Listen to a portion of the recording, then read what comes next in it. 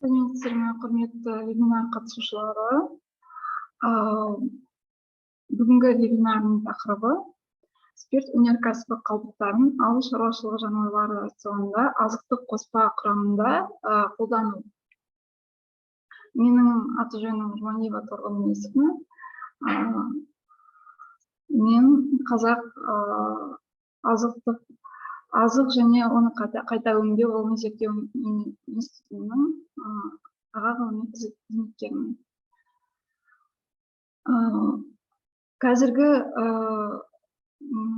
Қазіргі заманда тағам өндірісі, соның ішінде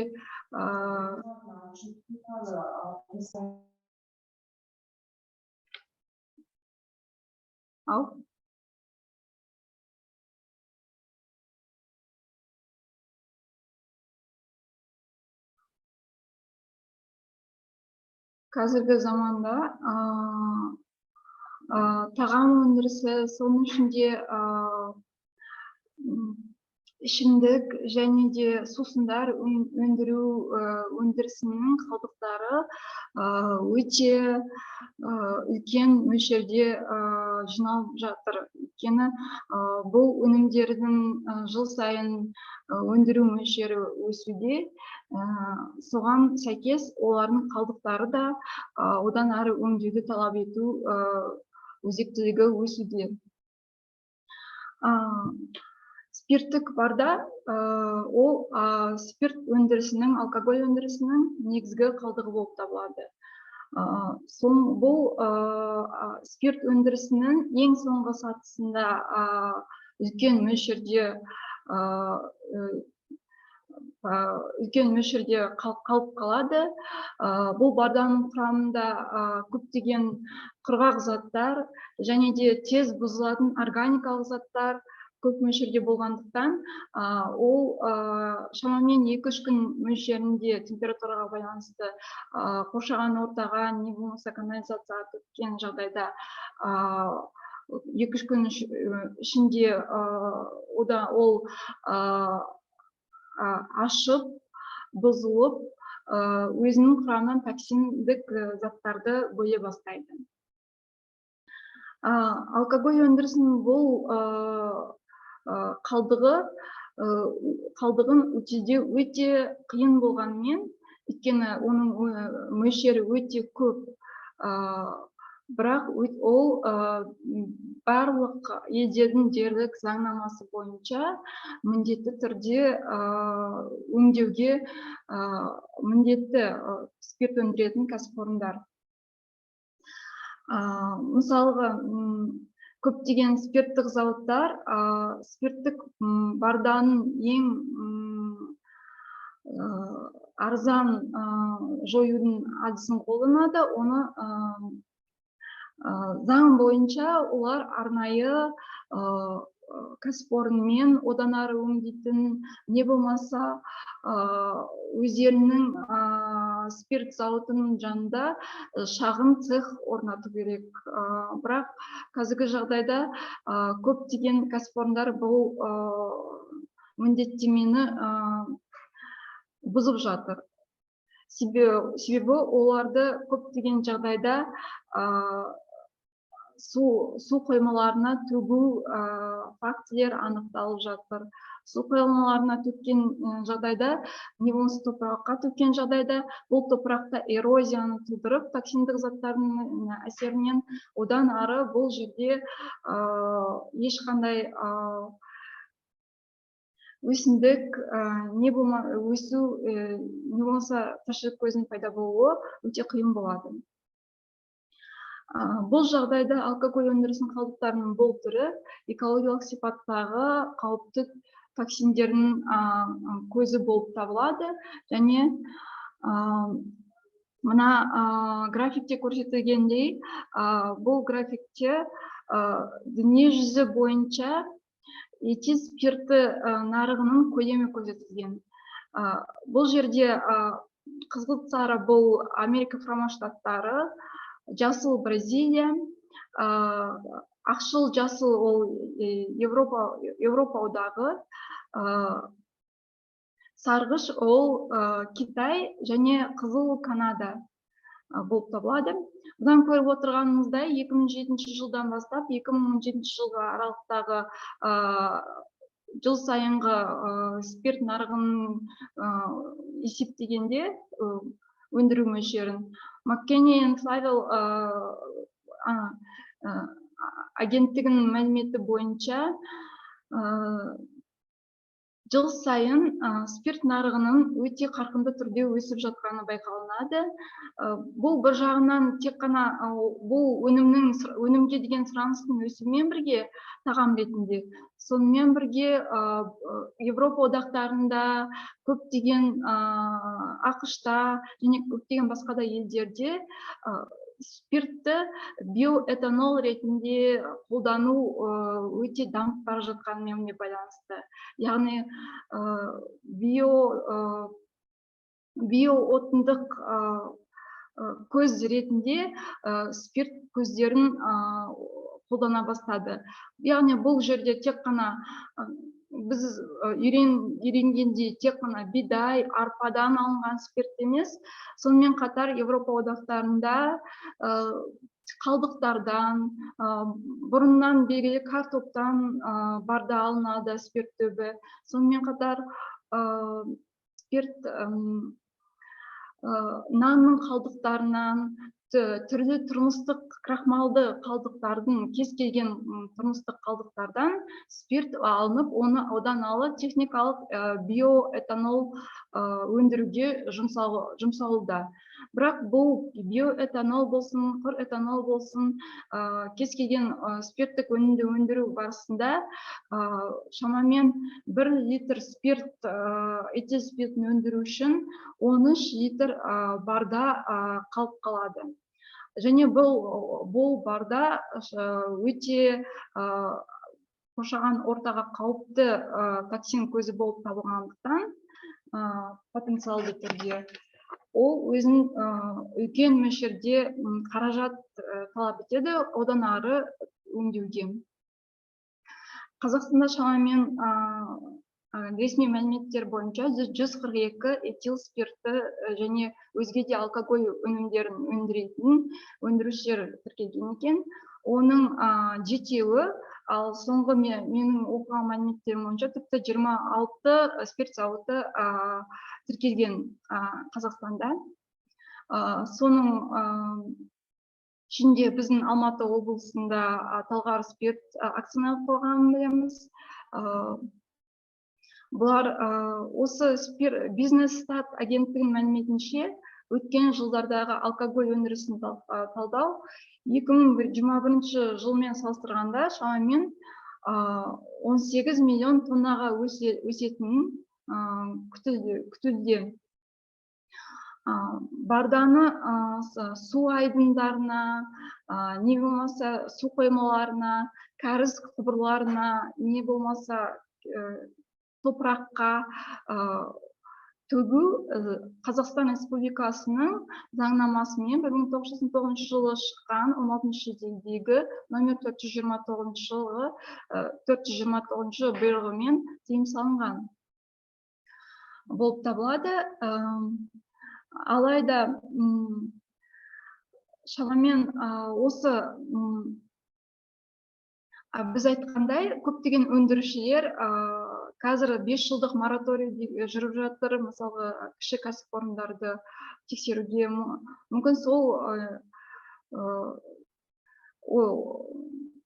Мүмкін сонында бір маңызы бар шығар, бірақ кейбір жағдайда су қоймаларына және өзге де қоймаларға спирт қалдықтарын өндіріс барысында төгу байқалған.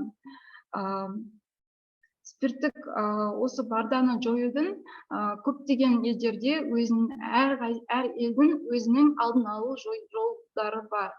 Мысалға, Европа одақтарын алсақ, сонымен бірге Ресей Федерациясын алсақ, бұл елдерде, мысалы, Ресей Федерациясында 2005 жылдан бастап, Европа одақтарында 2000 жылдардан бастап,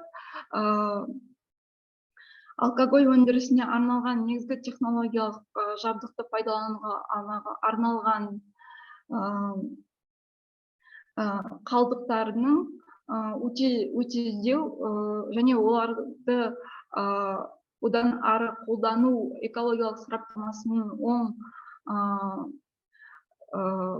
қорытындысы жайлы бұйрығына сәйкес бұл елдерде кез келген спирт зауыты не болмаса алкоголь өнімдерін өндіретін зауыт салынған жағдайда ол міндетті түрде осы спирт бардасын одан ары өңдейтін құрылғы мини цех дейді, не болмаса арнайы линиялармен жабдықталып барып іске қосылынады. Бұл жабдықтары спирт түбін одан ары кептіретін, одан ары өңдейтін жабдықтар болмаған жағдайда бұл зауыттар іске қосылмайды.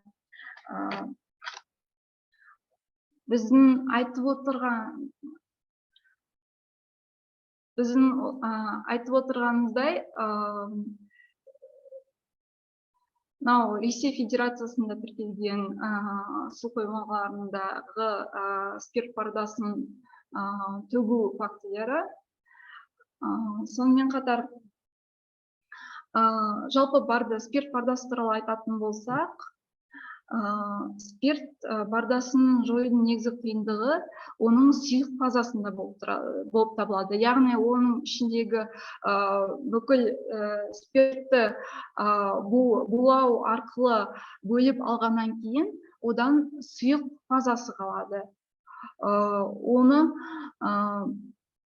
одан ары қайта өңдеу, яғни фугатты одан ары қайта өңдеу, орташа қуатты спирт зауытында тәулігіне 350 метр куб шамасында осындай фугат не болмаса спирт бардасы қалыптасады екен.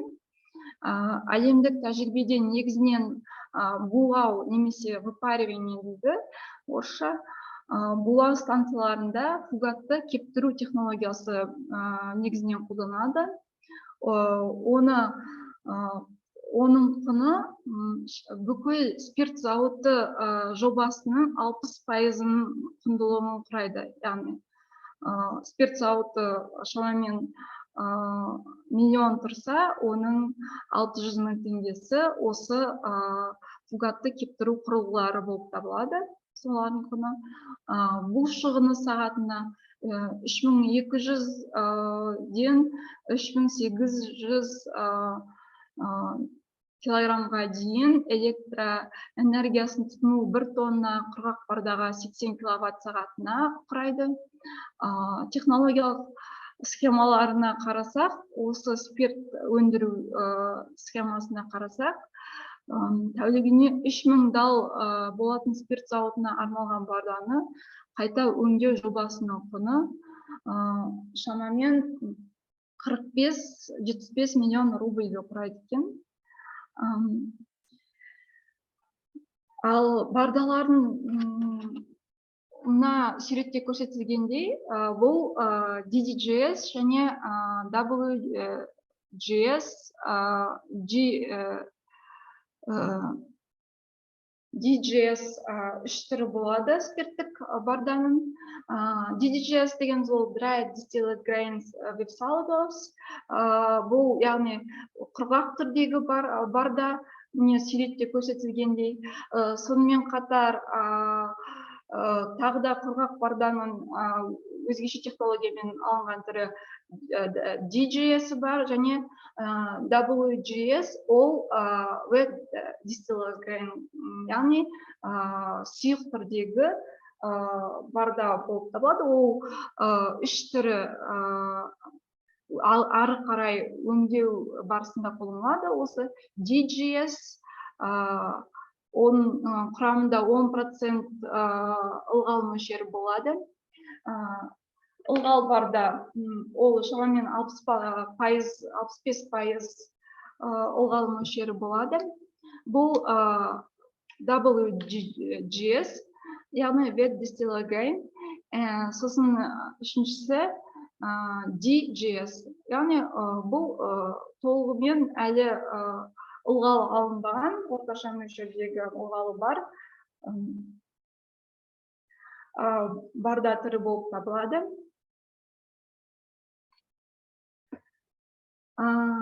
Жалпы спирт бардасының пайда болуы туралы айтатын болсақ, біз айтқандай, спирт бардасының өтеге кетуі барысында оның сұйық бөлігі алынып тасталынады, құрғақ бөлігі одан ары кептірілуге жіберіледі. Яғни одан ұзақ мөлшерде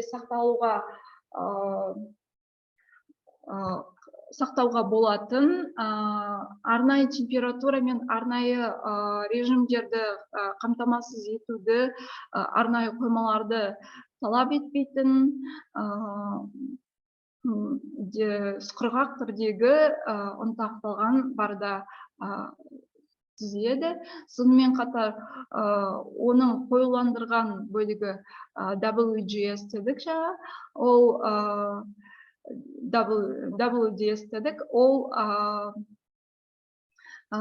қоюландырған бөлігі болып табылады. Оның шамамен сұйық бөлігі центрифугалау не болмаса сепарациялау арқылы сепаратордан бөлініп, сұйық бөлігі алынып тасталынады, бірақ одан ары кептірілмейді.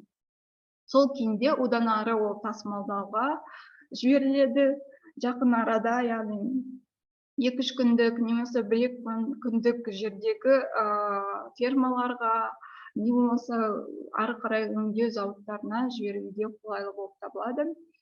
Барда дәнге негізделген этанол өндірісінің өнімі болып табылады, алдында айтып өткеніміздей, және ірі қара үшін энергия мен ақуыздың жақсы көзі болып табылады.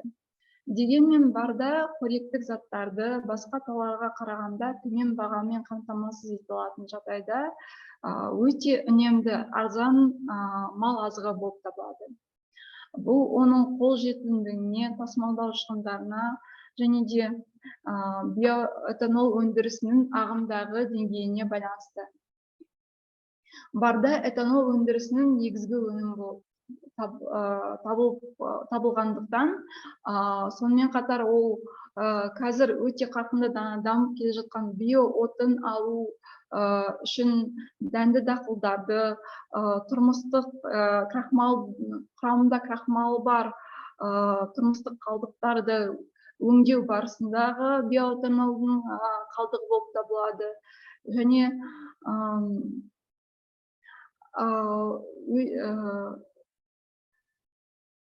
одан ары этанол өндіру барысында кейбір мәліметтерге сүйенсек, тіпті 1 литр спирттен тек қана 13 литр барда емес, кейбір технологиялар бойынша 15 литрге дейін барда спирт өндіру барысында түзіледі екен. Концентрацияланған ақуыз, талшық, май және минералдық элементтер алайда барданың ішінде көп мөлшерде табылған. Себебі спирт өндіру барысында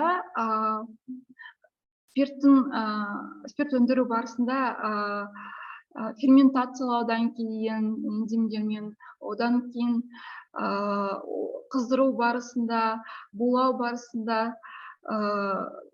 оның құрамындағы крахмалдық бөлігі алынып тасталынып, ал қалған ақуыздық, талшықтық, энергиялық, көмірсулық, минералдық бөліктері барданың құрамында қалып қалады екен. Айтып өткенімізде, спирт бардасының мына суретте көрсетілгендей мини-линиясы келтірілген. Бірінші көрсетіліп тұрғандай, яғни гомогенизациялауға арналған араластырғыш немесе спирттік барданы айдауға арналған насос немесе болып табылады. Осы жерде бұл спирт өндіретін цистернамен, спирт өндіру барысындағы спирт сақталатын цистернамен байланысқан болып табылады. Сол жерден бірден арнайы тұтқа арқылы осы жерден құйып алуға, не болмаса құбырлар арқылы одан ары өңдеуге жіберіледі. Екінші суретте екінші номердегі ол бұрандалы сепаратор болып табылады. Бұл жаңа алдында айтып өткендей сұйық барданы қоюландырған бөлігіне және де сұйық бөлігіне екі бөлікке бөліп отырады. Қоюландырған бөлігі одан ары кептіру қондырғысына жібереді. Үшінші номермен көрсетілгендей, және де төртінші номермен көрсетілгендей, барда цистернада одан ары жиналып, ары қарай арнайы тасымалдайтын көліктер арқылы оларды вакуумдық буландырғышқа жеткізіп отырады екен. Біз айтқанымыздай көптеген спирт зауыттары арнайы келісім шартқа отырады көптеген кәсіпорындармен, одан ары оны буландырып өңдеуге. Көптеген кәсіпорындар өзінің зауытының жанында линия ашады. Ал егер талғар спирт зауытының мысалына келетін болсақ, ол арнайы келісім шартқа отырған екен өзге кәсіпорынмен. Ол одан ары спирт бардасын кептіріп, DDGS дедік, құрғақ түрдегі спирт бардасын өндіріп, одан ары сатылымға жібереді екен. Сонымен қатар осы талғар спирт зауытында жақын арада орналасқан шаруа қожалықтары, не болмаса жеке тұрғын үйлердегі мал асырайтын тұрғындар келіп тегін түрде осы барданы мал азығына алуға мүмкіндік берген екен.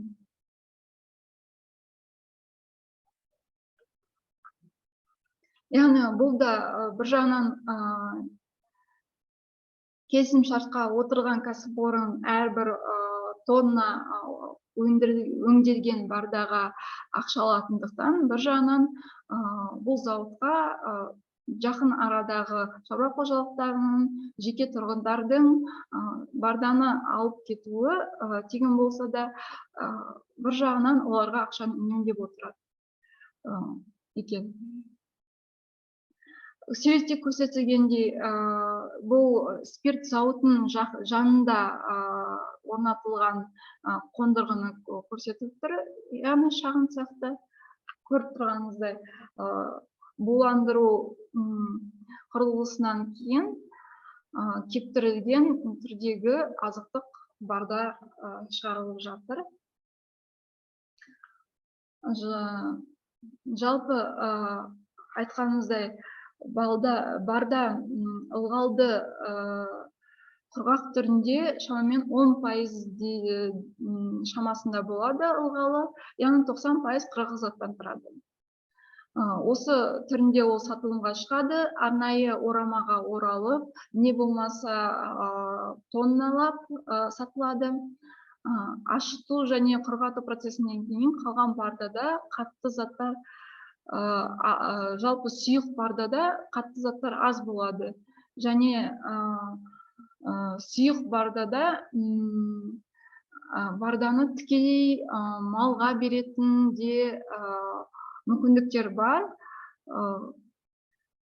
Яғни одан ары оны қойылтпай, одан ары оны қырғатпай, судың орнына көптеген фермаларда және де бұл ғылыми түрде дәлелденген сұйық түрінде де оларды барданы малға беруге мүмкіндік бар екен. Адетте барда астык дакылдары мен дакылдарынан алынады. Олардын курамындагы сіңімді заттары және де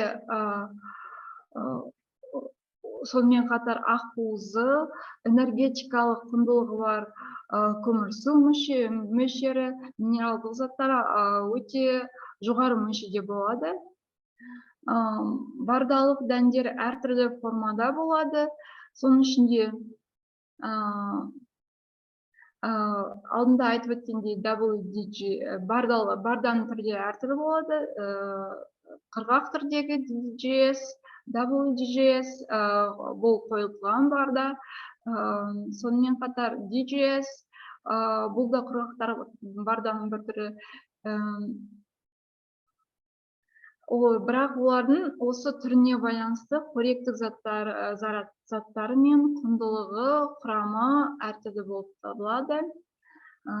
Соңғы жылдары отындық этанолдың өндіруіне байланысты барданың жанама өнімдері, спирт өндірісінің жанама өнімдері ұсыныс айтарлықтай өсуде.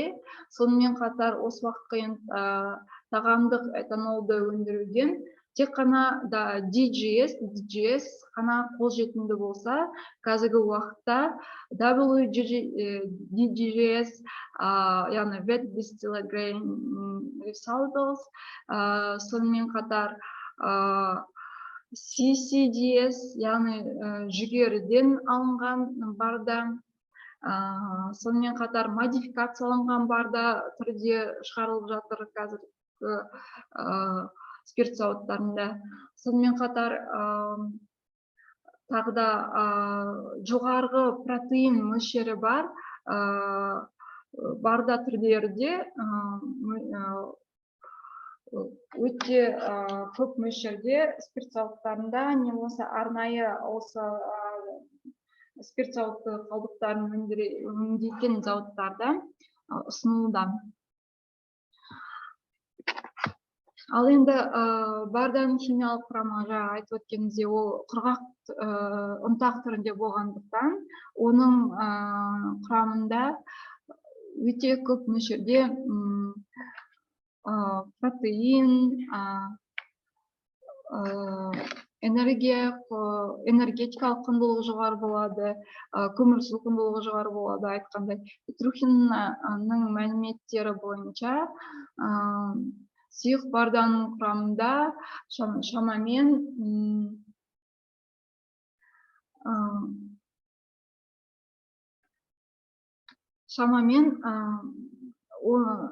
7,9%-дан 11,5%-ға дейін құрғақ зат болады екен.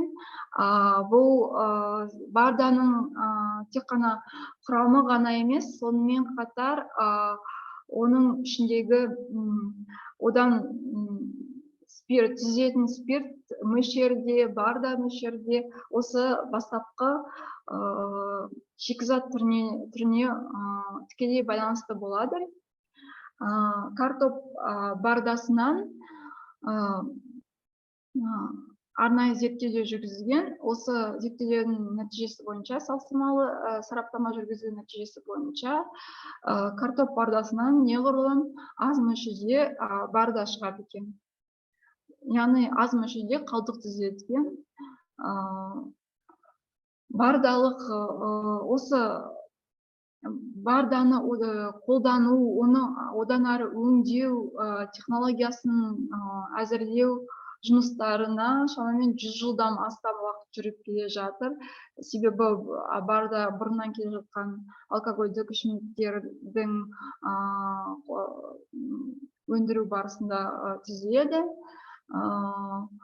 Сонымен қатар соңғы жылдарда дәндердің көп мөлшерде бәсекеге қабілетті сапада көптеген жаңа түрлері, жағда айтып өттік, жоғары протеиндік, модификацияланған бардалар түрлері пайда болды. Сонымен қатар бардалардың технологиясының құны төмендеу барысында жаңа технологиялар өзіндік құны төмен шығарылуда. Сонымен қатар бүгінгі таңда қолжетімді тағамдарға бұрынғыдай ақуыз бен энергиядан көп, мысалғы арнайы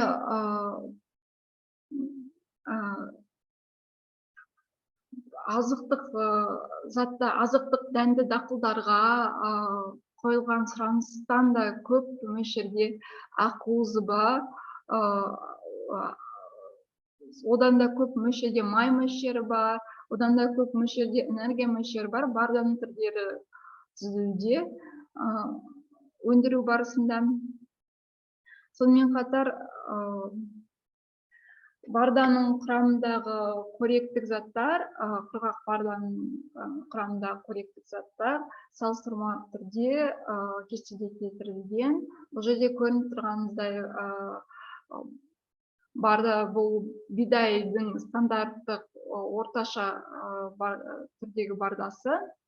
Одан кейін жүгеріден шығарылған кептірілген барданың құрамы, кебек өнімнің құрамы, бидайдың және де жоғарғы протеиндік high protein dried distilled grain, яғни жоғары протеиндік құрамы бар кептірілген барда кетілген құрамы. Бұның ішіндегі CP дегеніміз ол fruit протеин, яғни шикі протеин болып табылады. Осы шикі протеин ол кез келген астық өнімдерінің құрамындағы протеиннің негізгі көрсеткіші болып табылады. Көріп отырғанымыздай, бидаймен салыстырғанда барданың және де жоғарғы ақуызды барданың құрамындағы шикі протеині, ақуызы жоғарғы мөлшерде кездеседі. Сонымен қатар оның ішіндегі қорытылмайтын талшықтар, клетчатка құрамы және қорытылатын клетчатка құрамы екеуі келтірілген. Көрініп тұрғандай, оның да құрамы шамамен бидайдың құрамына сәйкес келеді. Эфир сыныбыларының құрамы бидайдан сәл төмен болғанымен кебектен көбірек болып кездеседі. Барданың түрлерінде, түрлі барданың түрлерінде күл, кальций және де магний мөлшері барданың түрлерінде кебекпен және бидаймен салыстырғанда шамалас, тек қана жоғарғы протеиндік барда құрамында аздап кездескен. Себебі оның ішінде протеин концентрациялауға технологиясы көзделген. Осы кестеден көрініп тұрғандай минералдық заттар, соның ішінде кальций, фосфор, магний, калийдің үлкен ең көп мөлшері осы бардада, әсіресе жүгері дақылдарынан алынған бардасында көп мөлшерде кездеседі екен. Осы кестеден көрініп тұрғаныңыздай, дәстүрлі түрде мал азығында жиі қолданылатын кебек өнімдері, бидай өнімдеріне салыстырғанда барданың қазіргі күндегі қолданып келе жатқан түрлері одан шамалас, кейбір жағдайда тіпті одан қоректік заттары, нутриенттері бойынша асып кетіп тұр. Жақында Америкалық жем ингредиенттері қауымдастығының комитетінің барда өнімдерінің талдаудың ұсынған әдістері туралы жыл сайынғы есебі шыққан. Және де сол есеп бойынша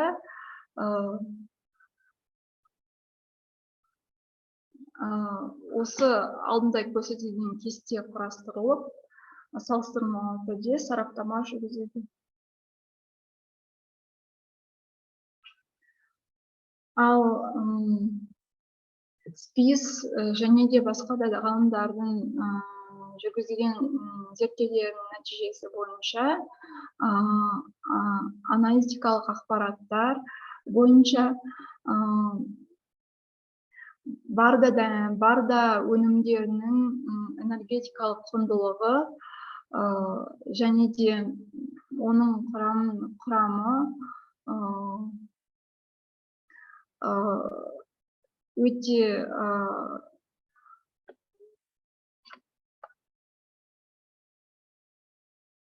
өте ұдайы түрде зерттелініп келіп, шамамен Америка Құрама Штаттарындағы 50-ге жуық этанол зауыттарының дерегі үнемі жаңартылып отырып, мынандай келесідей тұжырымдарға келген. Құрғақ барда құрамында ақуыз, талшық, яғни диетикалық талшық, не болмаса клетчатка дейміз, фосфор және күкірт бастапқы дәнінен салыстырғанда шамамен 3 есе көп кездеседі. Бұл майға да қатысты болып табылады, яғни энергетикалық құндылығына да байланысты болып табылады. Егер май құрғақ бардадан алынған жағдайда болса. Құрғақ барда мен ылғалды түрдегі барда, яғни біз айттық wet distilled grain, осы екеуі толық тағаммен араластырғанда немесе негізгі диета рационға қосымша азықтық қоспа ретінде берілгенде өте жоғарғы нәтижелер алынған екен. Яғни мал түрлері оларды көп мөлшерде тұтынған екен. Көптеген зерттеулер бойынша басқа азықпен салыстырғанда, мысалға айтамыз құрама жемдермен, премикстермен, және де солардың негізінде жасалған рациондармен салыстырғанда, осы тәжірибелік рациондағы ішіне құрғақ бардан жасалынған қоспа, не болмаса құрғақ барданы азықтандырылған жағдайда ірі қара малдарда олардың оны тұтыну, жеу мөлшері артқан екен. Соған сәйкес олардың қосқан салмағы да артқан. Бұны ескере отырып, сонымен қатар бастапқы барданың бағасы өте арзан екенін ескерсек,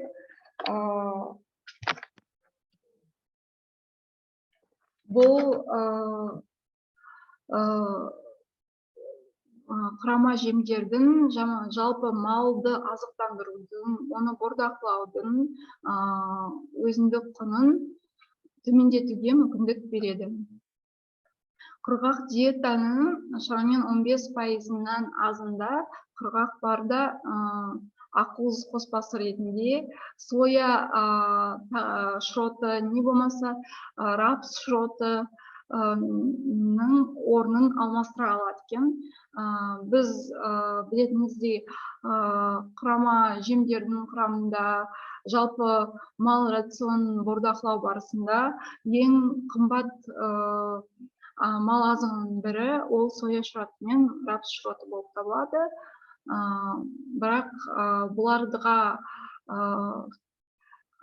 балама ретінде төмен өзіндік құны бар балама ретінде, сонымен қатар құрғақ барданы, не болмаса алдында айтып өткенімдей сұйық күйіндегі, не болмаса қойылтылған күйіндегі барданы қолдануға болады екен. Жалпы жүгеріден алынған сұйық бардасын азықтандыру тиімділігін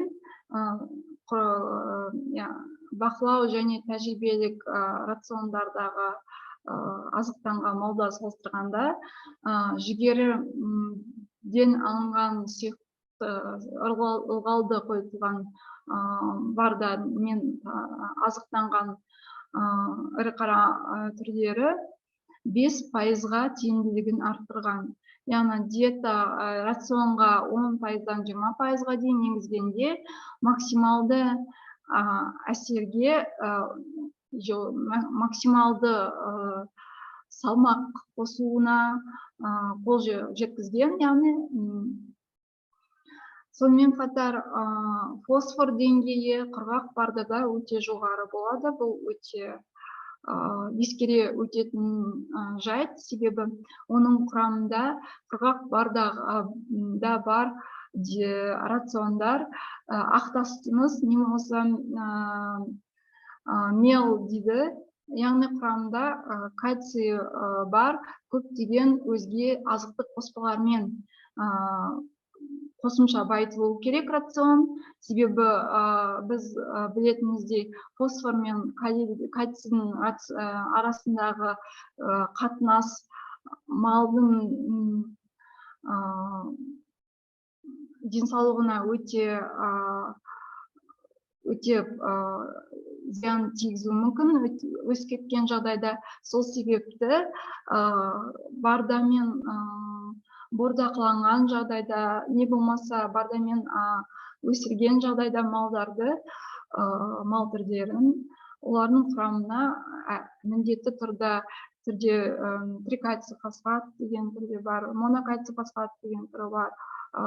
Сонымен қатар үйреншікті мел дейді, соларды міндетті түрде қолданып отыру керек. Құрғақ барда құрамында күкірт деңгейі өте тек қана фосфор емес, күкірт деңгейі алдында айтып өткеніміздей минералдық заттар, макро, микроэлементтер құрамы өседі. Себебі ол құрғақ түрінде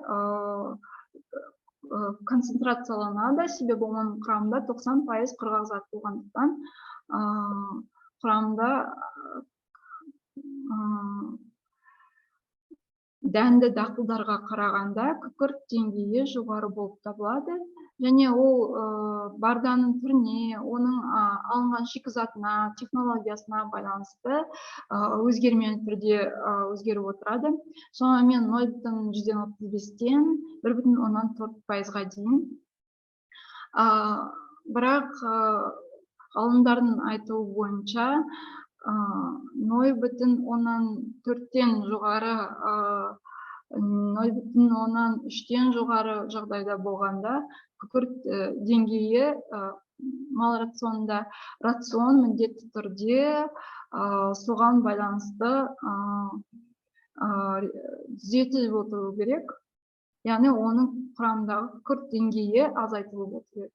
Таза бардамен әрине ешкім малды бордақыламайды, бірақ малдың дайын рационның құрамындағы күкірт деңгейі спирт бардасы қолданған жағдайда әрқашан есептелініп отыру керек.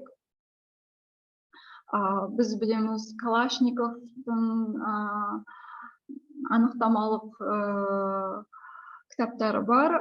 Соның ішінде әрбір малға қоректік зат ретінде қолданатын кез келген жемнің, оның сонымен қатар жайылымдардың, шөптердің, азық түрлерінің, қоспалардың құрамы берілген. Сол бойынша рационды есептеп, не болмаса арнайы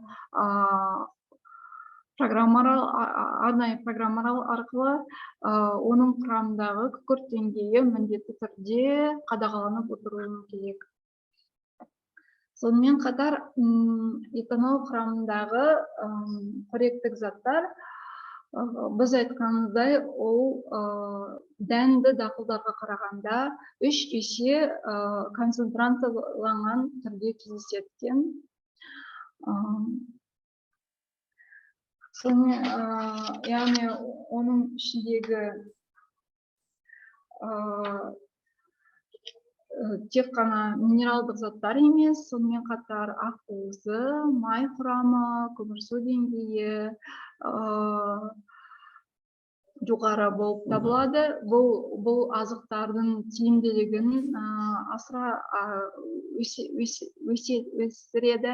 Сонымен қатар жаңа буындағы қазіргі замандағы зауыттар осы бардалық дәнді дақылдардан алынған бардалардың құрамындағы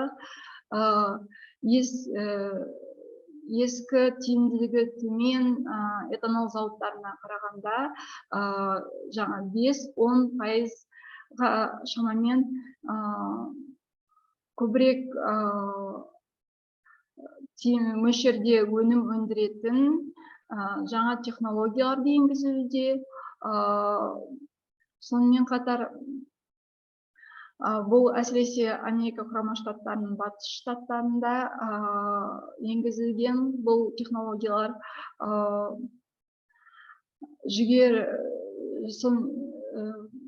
бұл бір жағынан бұл зауыттардың артықшылығы олардың көп бір мезетте көп мөлшерде шикізатты өндіре отырып, оның құрамындағы сұранысқа байланысты азықтық болса, оның арнайы азықтық қоспа ретінде болса, ақуыздық қоспа ретіндегі түрін бірден өндіріп шығаруға, егерде энергетикалық қоспа болса, энергетикалық жағын өсіріп шығаруға көзделген болып табылады. Сонымен қатар кейбір этанол зауыттарында күкірт мөлшері 1%-ға дейін зауыттардың түріне байланысты өзгеріп отыратыны байқалған. Бұл күкірттің көп мөлшері шамамен осы құрғақ барданы мал азық құрамында 40%-дан көп тұтынған кезде полиэнцефаломалицияға әкеліп соғуы мүмкін. Бұл аурулардың алдын алу үшін жаңағыда айтып отқандай күкірттің деңгейі шамамен 0,3-0,4-тен асқанда ол реттелініп, одан жалпы рацион құрамындағы күкірт азайтылып, рационды коррекциялауды талап етіледі. Соңғы зерттеулер WGS құрамындағы күкірттің орташа мөлшері 0,5-0,7-ге дейін Америка Құрама Штаттарында және де Еуропалық одақ елдерінде қолданылатын ірі қара малға арналған рацион мөлшерінен 0,44%-ға артық болуы мүмкін екенін көрсеткен. Бұл күкірттің жоғарғы мөлшерде болуы пашты бақылауға алуға және де осы құрғақ барда түрлерін этанол өндіретін қондырғыларда тазарту кезінде қолданылатын қышқылдың мөлшерін бақылауға, сонымен қатар кейбір жағдайда спирт өндіру барысында технологияда қышқылдарды қолдануға байланысты өзгеріп отыруы мүмкін.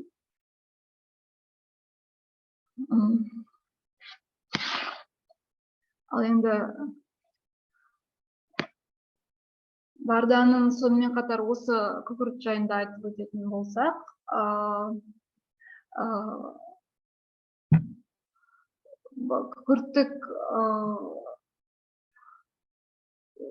күкірттің шамамен рацион құрамындағы кездесуін %0,3-тен %0,4-га дейін деп біз шамалы түрде айтқанымызбен, бұл мал денсаулығына, оның түріне, малдың ірі қара малға әрине көбірек мөлшерде, ал сонымен қатар спирт пардасын бордақылау, спирт пардасымен азықтандыру қойларда қолданылады, сонымен қатар шошқаларда қолданылады, құстарда, үй құстарында қолданылады. Оларда малдың түріне байланысты жоғарылап, не болмаса азайып отыруы мүмкін осы критикалық деңгейі.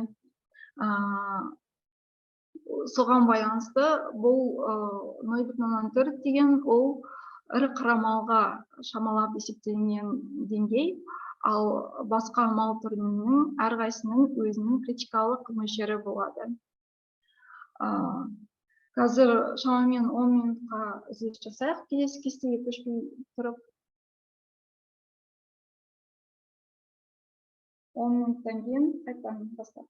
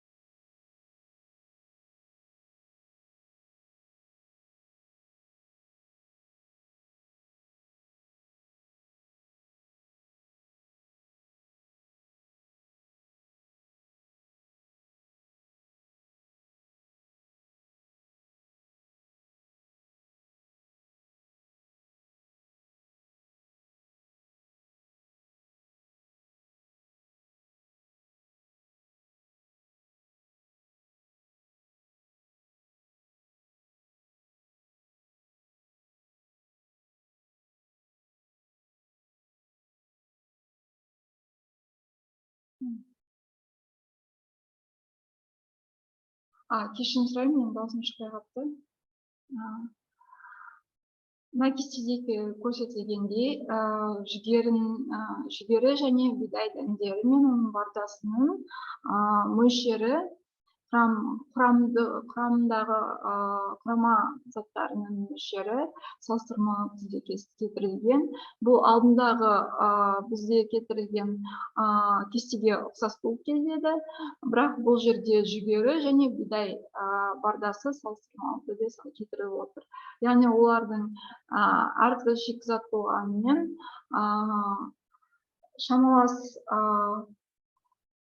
шамалас болып табылады, құрамдық бөліктердің мөлшері шамалас болып табылады.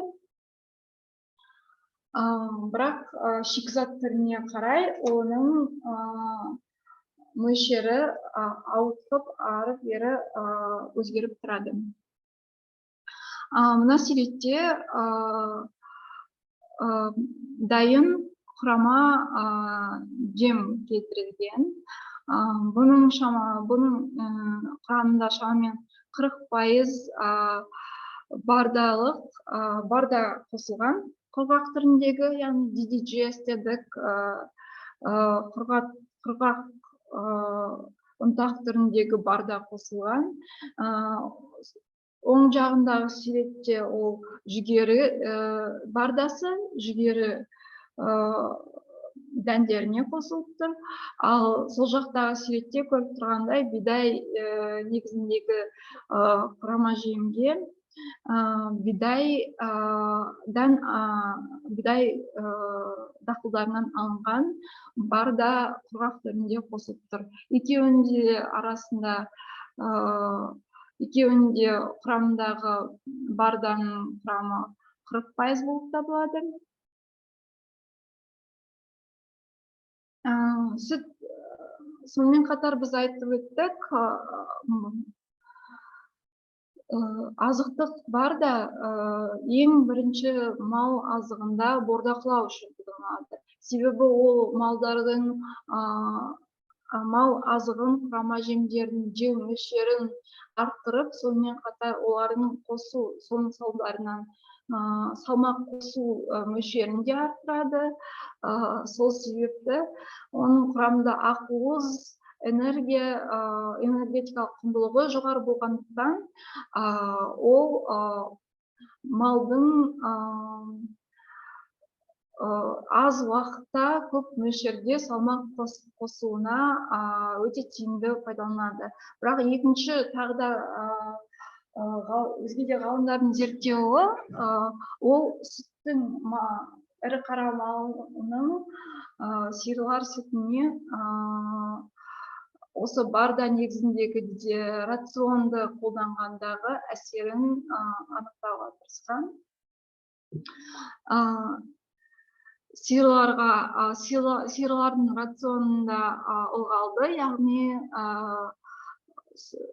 қойылатылған сұйық түрдегі және құрғақ ұнтақ түріндегі барда қосылған. Соның нәтижесінде күнделікті салынған сүт мөлшері, оның құрамы, ақуыз, май құрамы және де күнделікті қаншалықты құрғақ осы полнорационный комбикорм дейміз, яғни толық рационды комбикормды қолданғанда қаншалықты жегені келтірілген. 0%, яғни бұл бақылау деңгейінде олардың қалыпты рационмен болған топта күніне 22,1 килограмм құрама жем жеген жағдайда күніне алынған сүт мөлшері 33 килограмм болған екен, яғни 33 литр. Ал сол сүттің сапалық көрсеткіштеріне келетін болсақ, май мөлшері 3,39, ақуыз мөлшері 2,95 болған екен. Ал осы бақылау деңгейіне, бақылау тобымен салыстыра отырсақ, 4%-дан 10%-ға дейін толық рационды құрама жемге 4%-дан 10%-ға дейін барда қосылған жағдайда, күнделікті оны құрама жемді жеу мөлшері 23,7 килограмм құрама жем жеген екен. Алынған сүт 33,4 килограмм күніне, сүт құрамында май мөлшері 3,43 және ақуыз 2,96. Сонымен де басқа келесі орташа деңгейде, яғни 10%-дан 20%-ға қосқан жағдайда күніне айтқанымыздай оның күнделікті рацион құрамында құрама жемді тұтыну мөлшері артқан, 23,4 килограмм құрама жем жеген. Сонымен қатар күніне 33,5 килограмм сүт алынған, оның құрамында 3,33% май болған және 2,97 ақуызы болған. Ал егер 2,94% ақуыз болған. Егер 20%-дан 30%-ға дейін барданы толық рационды құрама жемге қосқан жағдайда күніне 22,8 килограмм құрама жем жеп отырған, одан алынған сүт 33,5 килограмм күніне, май мөлшері 3,33 болған, ақуыз мөлшері сүт құрамында 2,197 болған. Ал 30%-дан жоғары рацион деңгейіне қосқан жағдайда құрама жемді жеу мөлшері 20,9-ға дейін түсіп кеткен, ал сүт күніне 32,2 килограмм алынған. Ол сүттің құрамын тексеру барысында 3,47% майы болған және 2,182% оның құрамында ақуызы болған. Осыларды бұл Culture және басқалардың 2005 жылғы жүргізген зерттеулерінің нәтиже бойынша математикалық өңдеу жүргізіліп, статистикалық көрсеткіштер анықталған және де оның орташа қателігі анықталып, көріп отырғандай соңғы жолда жазылып тұр. Бұл кестенің көрсеткіштерін салыстыра отырып, біздің байқап отырғанымыз, белгілі бір мөлшерге дейін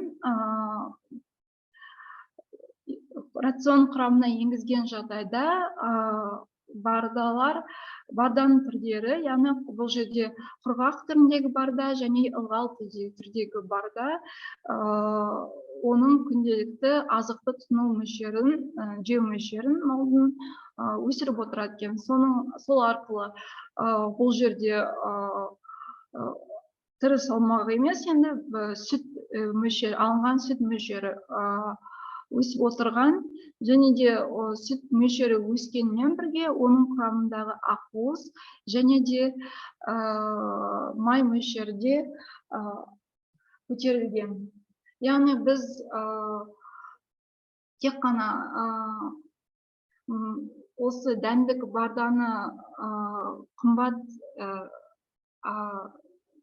құрама жем ішіндегі қымбат азықтық құрама бөліктердің орнын ауыстыруға ғана емес, сонымен қатар ол арқылы сүттің және де өзге де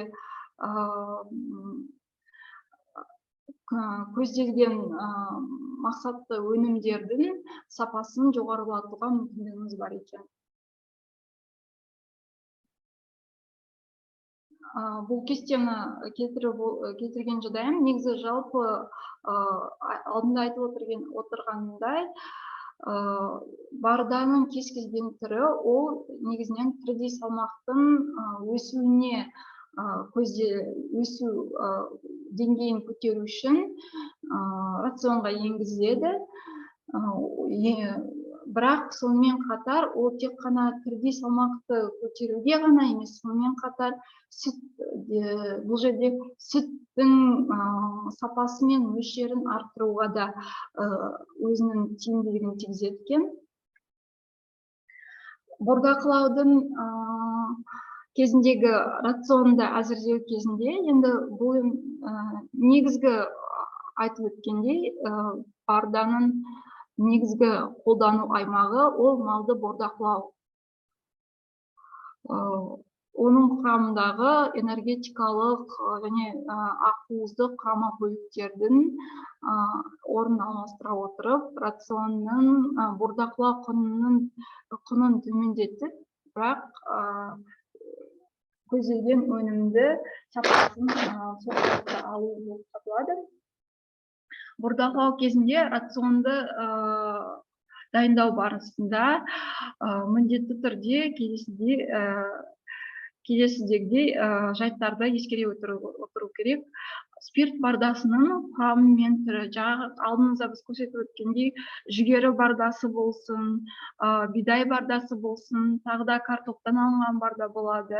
Европалық одақтар жайлы айтқанымыздай, тұрмыстық қалдықтар, қалған нандардан барда алынады. Кез келген крахмал заты бар, құрамында крахмалы бар кез келген өнімнен барда алуға мүмкіндік бар.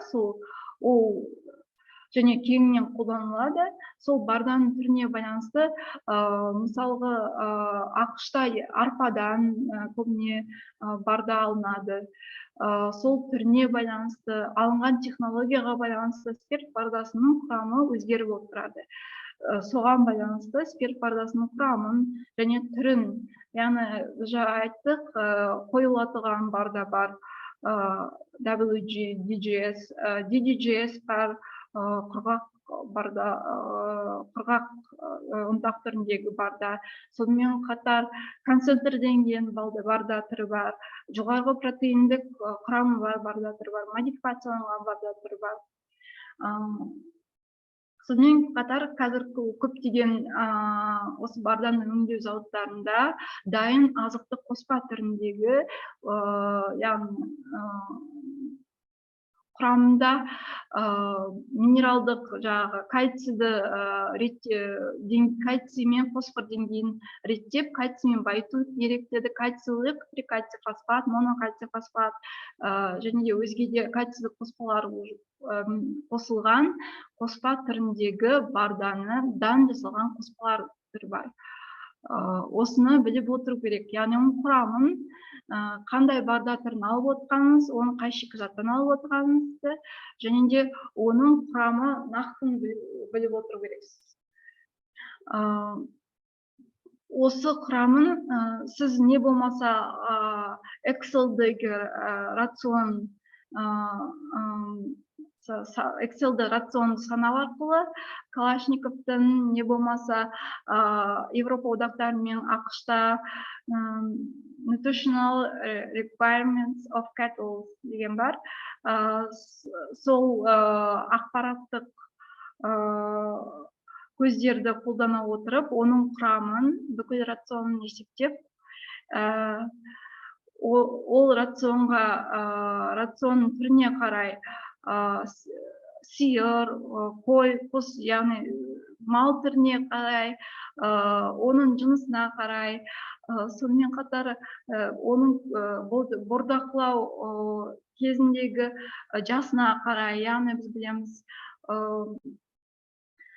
егер ол енді ғана енесінен айырылған бұзау болса, ол престаторға бірінші өткізіледі, сосын барып статорға өткізіледі, тұқым түріне байланысты. Сосын барып, оны өсіру рационына өткіземіз. Сосын барып, оны финишный рацион дейді, соған өткіземіз. Соңғы 2 айында тұқымға байланысты 1 айдан бастап 4 айға дейін мал тұқымына байланысты рацион соңғы этаптағы фиништік рационға өткіземіз. осы рацион қай этабында екеніңізді, малдың қай түрі екені, оның жасы, соның бәрін ескере отырып, және де сонымен қатар бордақылау, оның мақсаттары айтқанымыздай бордақылау, сүт, не болмаса жұмыртқа, егер құсқа, үй құсына байланысты болса, және де басқа да мақсаттарға байланысты оны өзгертіп отыруға болады рационның құрамындағы барда мөлшерін. Жалпы егер сіз бордақылайтын жағдайда ылғалдылықтың және шикі ақуыздың және қорытылатын қоректік заты, жалпы қорытылатын қоректік заттардың мөлшерін айырмашылығына байланысты одан әр килограмм тірідей салмаққа қанша сіз азық жұмсадыңыз, оны есептеп, ол азықтың құнын мына формулаға енгізіп, оның рентабелдігін анықтауға болады. Жалпы барданың ықтималды теріс жақтарын және де жағымды жақтарын қарастыратын болсақ,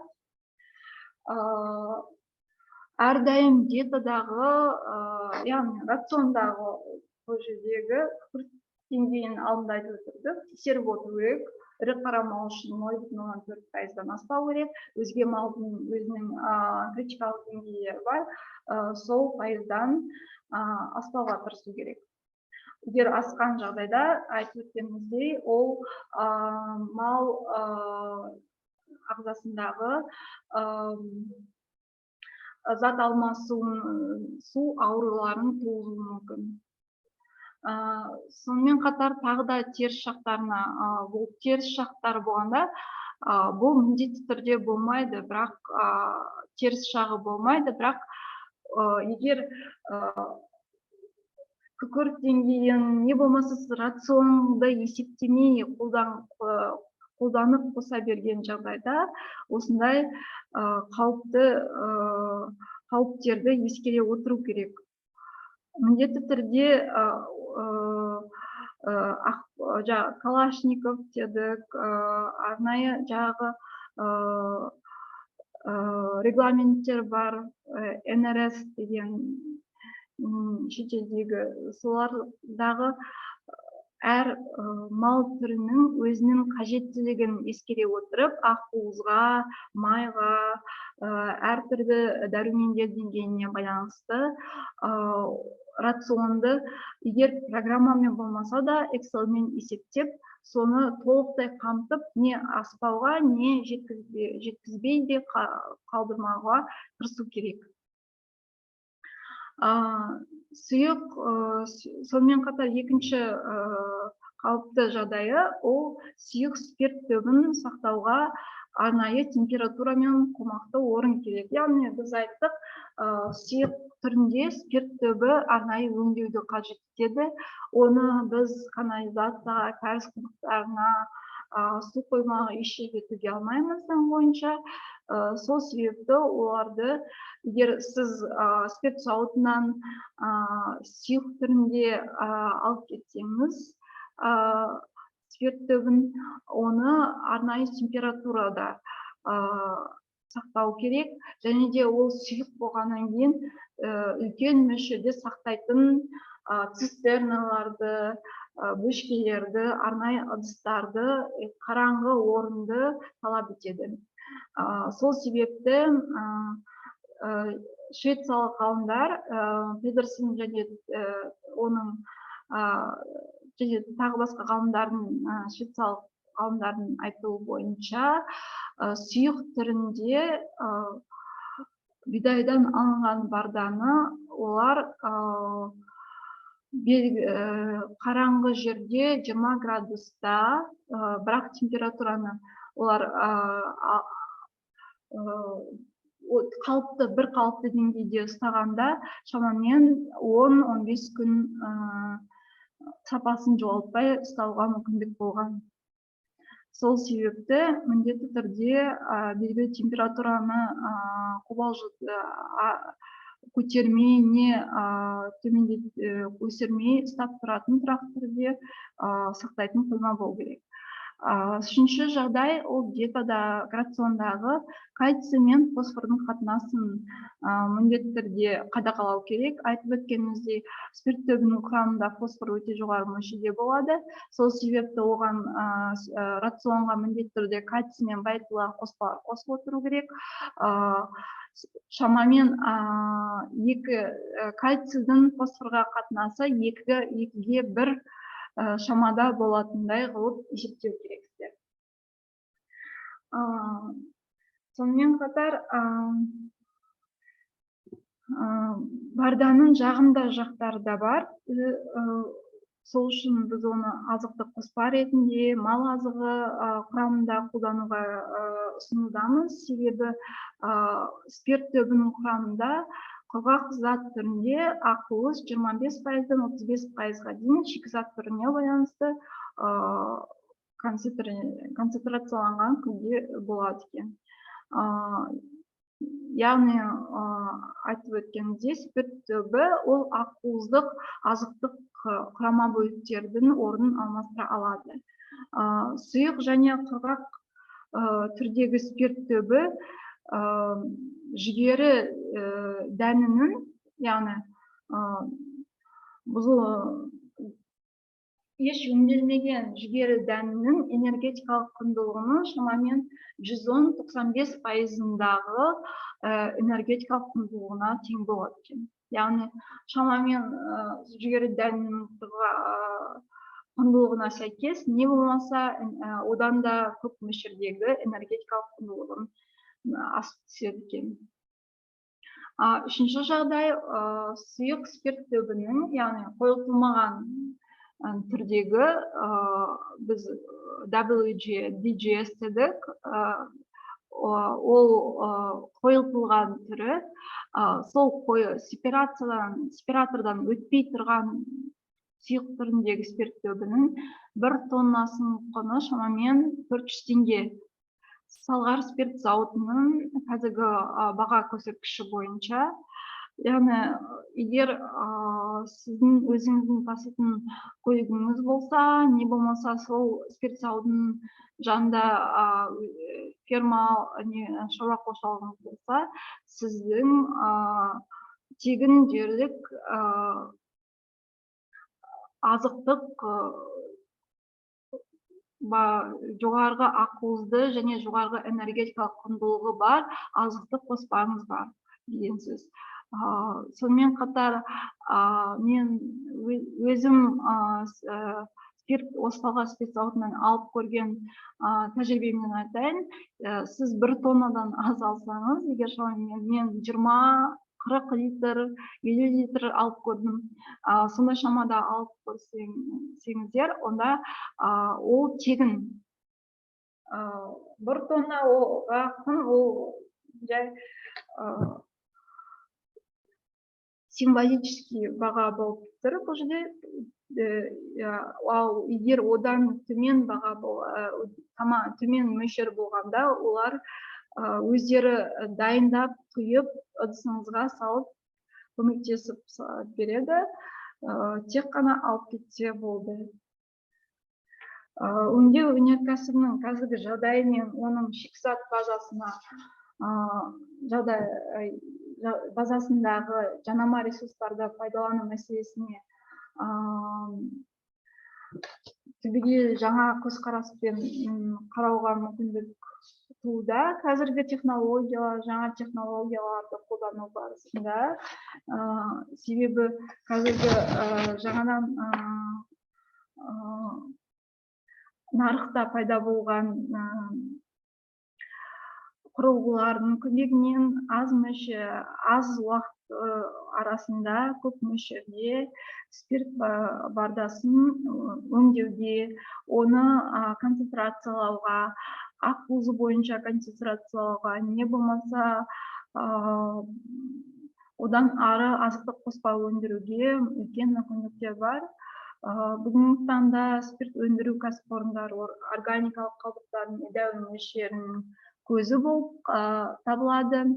Энергия және ресурстарды үнөмдөө тұжырымдамасына сәйкес бул калдыктарды кайталама материалдык ресурстар ретинде карау кажет.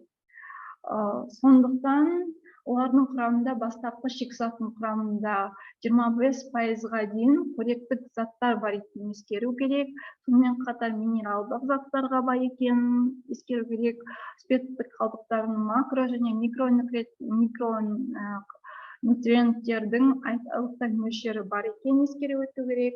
Алайда сактоо турактуулугунун төмөн экенин және оны тасымалдауга суюк түрүндө кыйынчылыктарына байланыштуу кургатуу өтө көп мөлшерде биз жаңы алдында айтып отурдук. Спирт заводу согулса, сонун 60%-нын кунунун 60% спирт бардасын өңдейтін құрылғылардың құны болып табылады, сол технологияның құны болып табылады. Өте қымбат техникалық өңдеуді қажет етеді. Осыған байланысты тамақ қайта өңдеу, сыра қайнату, спирт және шарап жасау салалары кәсіпорындардың органикалық қалдықтарын қайта өңдеу проблемасы бұрынғыдай өзекті болып тұр. Оның үстіне қоршаған ортаның ластануын болдырмау міндетімен қатар ауыл шаруашылығы кешенінің азықтық базасын қамтамасыз етуге осы спирт қалдықтары мүмкіндік береді. Алкоголь өндірісінің маңызды қалдықтарының бірі барда екенін біле отырып, оны алдын ала өңдеусіз қоршаған ортаға немесе кәріз жүйесіне тастауға өте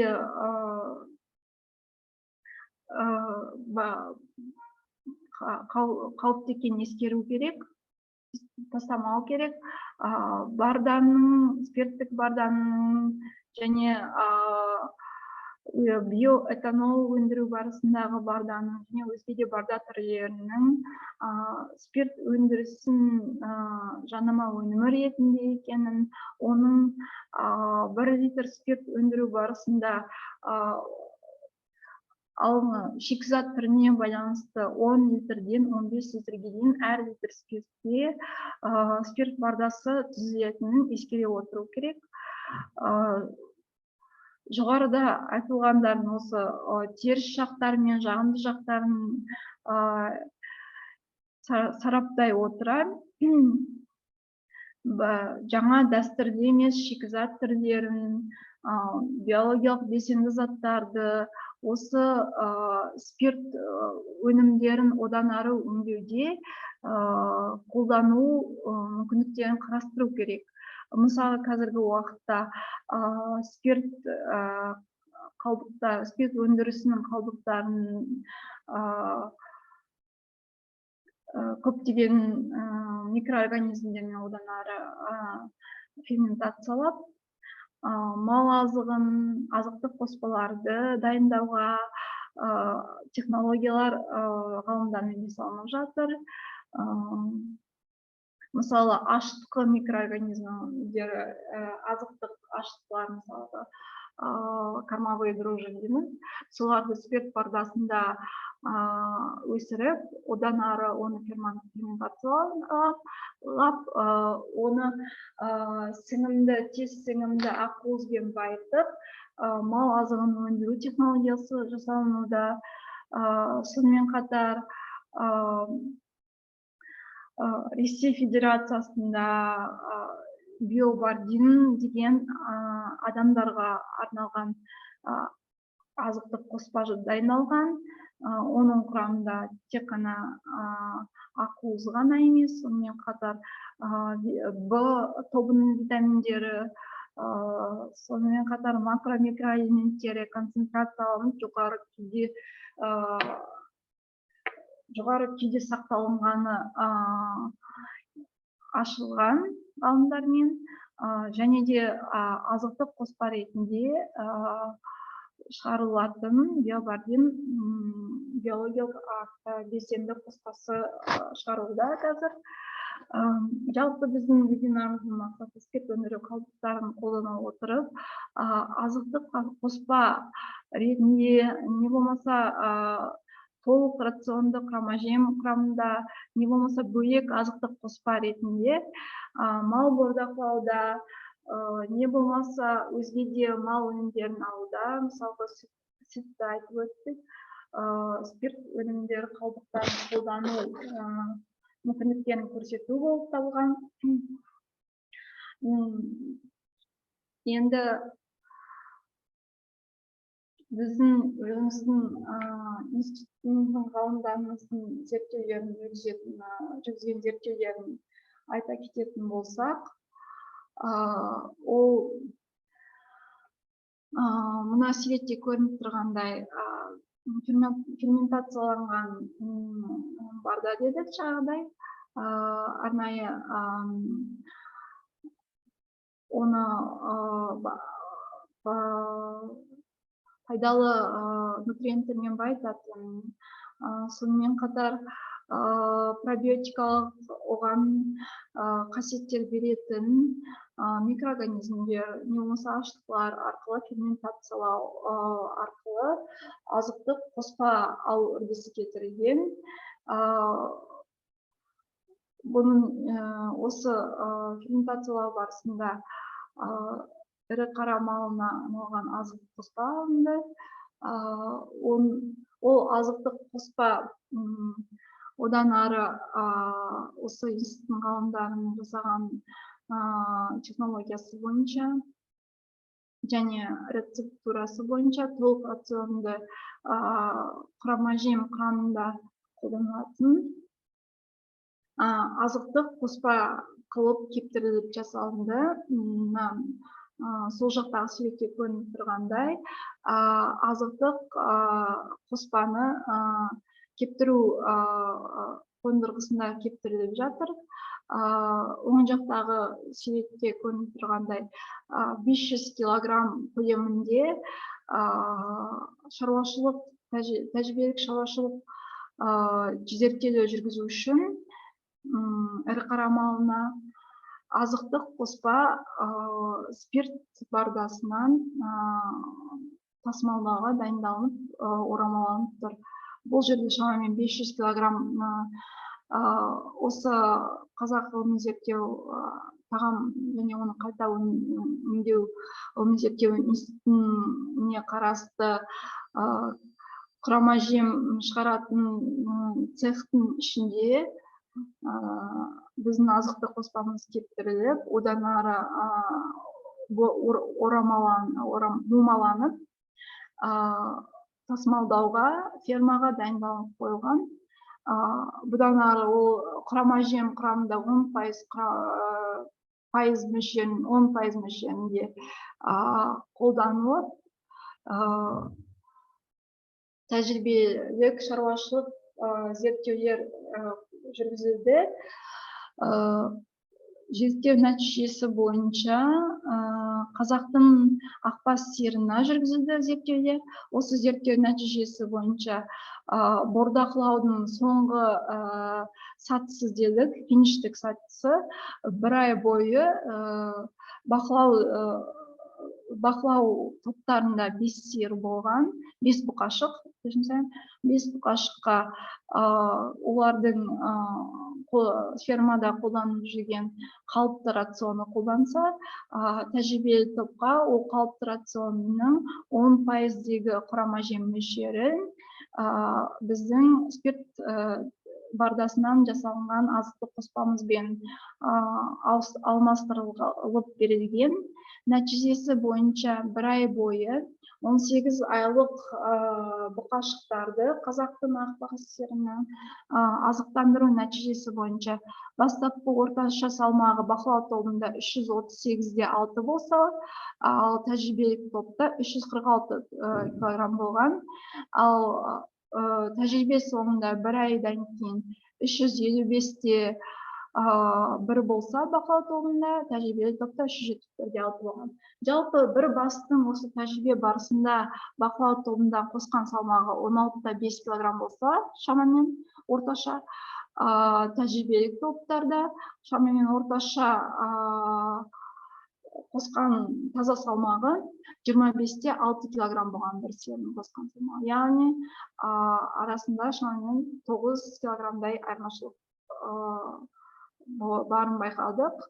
Бұл екі топтағы бұқашықтардың рационында айырмашылық тек қана рапс шротымен және де өзге де энергетикалық және ақуыздық құрама бөліктерді спирт түбімен алмастырып 10% мөлшерінде тәжірибе жүргізілген. Бұқашықтардың сою нәтижесіне келетін болсақ, оларды сою барысында ұшаның таза салмағы, яғни біз білеміз, оның шығымы шамамен 50%-дай болады. Ұшаның таза салмағы ішек қарын, бас, терісін алып тастағанда таза салмағы 194-те 6 килограмм болған бақылау тобында, тәжірибелік топта 215-те 2 килограмм болған.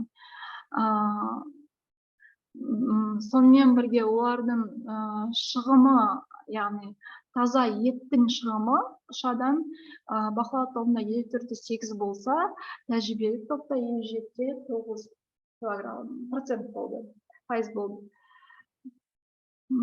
Яғни бұл көрсетіп тұрғандай, тәжірибе нәтижесінде спирт түбінің қымбат көптеген азықтық қоспаларды өте тиімді түрде алмастыра алады. Бұл осы зерттеудің жалғасы азықты конверсиялау коэффициенті болып табылады. Азықты конверсиялау коэффициентін біз білеміз, ол таза осы тәжірибе барысында қосылған салмақты оның тұтынған азығына қатынасын айтамыз. Бір күндегі азықтың тұтынуы 1 килограмм, яғни бір жануар күніне 8-де 8 килограмм азық, яғни құрама жем бұл жерде жеген бақылау тобында, тәжірибелік топ күтілгендей көбірек азық тұтынған 9-да 4 килограмм. Жем нәтижесінде тұтынған азықты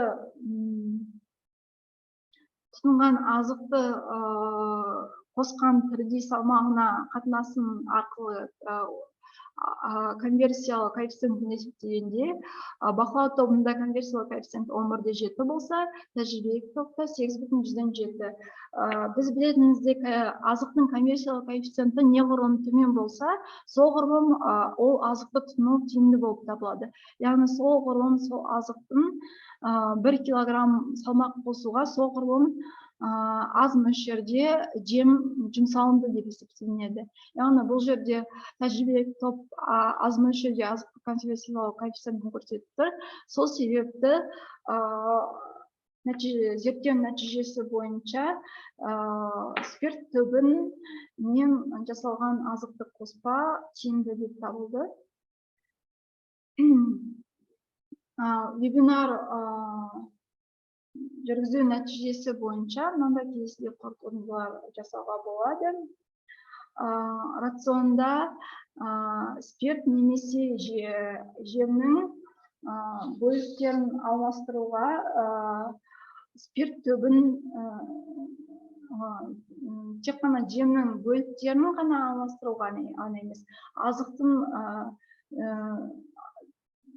жемнің құрама жемнің тек қана жекелей бөліктерін ғана алмастыру үшін ғана емес, оны кейбір жағдайларда құрама жемнің орнына да беріп жататын зерттеулерде жүргізілген. Бірақ ол жағдайда ол жалпы рационның 40%-нан аспау керек. Айтып өткеніміздей, одан көп болған жағдайда күкірт және фосфор мөлшері шамадан тыс болып кетуі мүмкін. Мал азықтарының бағасын айтып өткеніміздей, спирт түбін ол жанама өнім болып табылғандықтан, оның бағасы өте төмен болып табылады. Әсіресе құрғақ емес күйінде, яғни сұйытылған, сұйық күйінде болса, ол өте өзге де қымбат азықтық компоненттерді алмастыру үшін өте тиімді құрама бөлік болып табылады. Сонымен қатар тағы да айта кететін жағдай, жоғарғы ақуыз және энергетикалық көрсеткіштер туралы айттық. Шамамен дәндерге қарағанда, дәнді дақылдарға қарағанда құрғақ түріндегі спирт түбінің, спирт пардасының құрамында ақуыз және энергетикалық мөлшері 3 есеге өседі екен. Ақуыз мөлшері 3 есеге өседі, энергетикалық құндылығы тұтас дәнді дақылдармен бірдей, тіпті одан да асып түседі екен. Сол себепті спирт түбін мал азығында пайдаланудың болашағы мол деп санаймыз. Ол тек қана малды бордақылауда ғана емес, сонымен қатар сүтті тұқымды сиырлардың рационында, сонымен қатар үй құстарының рационында өте сәтті түрде қолданылып келе жатыр ғалымдардың зерттеулері бойынша. Сонымен қатар тағы да бір жағымды жағдайы, спирт түбінің мал азығы құрамында кеңінен пайдалану, оның экологиялық жағдайы. Біз спирт өндіруші орындардың көп мөлшерде түзетін қалдығын экологияға токсинді, қатерлі қауіпті токсиндер бөлетін қалдығын утилизациялауға үлесімізді қосуымызға мүмкіндік бар. Осымен вебинардың бағдарламасы бітті. Егер де сұрақтарыңыз болса, қоюларыңызға болады.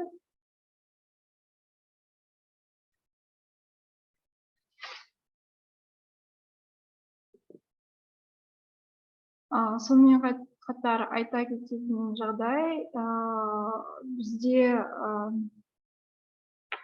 күнделікті осы ғылыми зерттеу институты барысында қызметкерлер тарапынан вебинарлар жүргізуде. Күнделікті сағат 10-да, 11-де, 3-те күнделікті өзге де вебинарларға кіріп, осы сілтемемен, осы парольмен кіріп көруіңізге болады.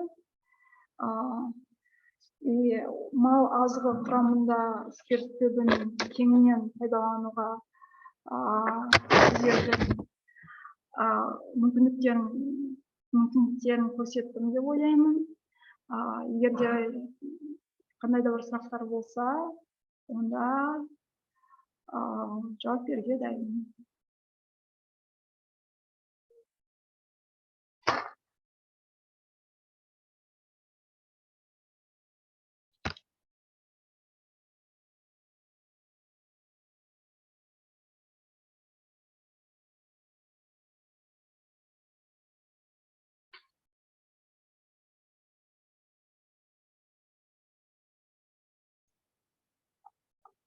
Егер сұрақ болмаса, онда